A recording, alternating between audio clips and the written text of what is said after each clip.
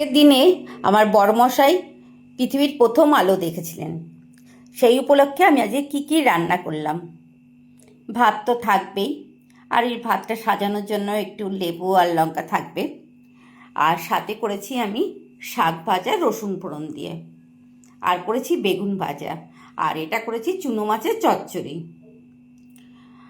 আর এটা চিংড়ি মাছ দিয়ে আলু দিয়ে খুব হালকা করেই করেছি। আর কাতলা মাছ আলু আর ডাঁটা বড়ি দিয়ে করেছি। আর এটা ডিমের অমলেট কারি করেছি কড়াইশুঁটি দিয়ে। আর এই চিকেনটা জাস্ট আমার ছেলের জন্য, আমরা দুজনের একজনও পছন্দ করি না, একটু বাটিটা সাজানোর জন্যই দিয়েছি। আর টমেটো চাটনি করেছি। আর এই হলো, পায়েস খুব একটা বেশি পছন্দ করে না, তার জন্য সিমুই করে দিয়েছি। আর সাথে তো একটা জল থাকবে।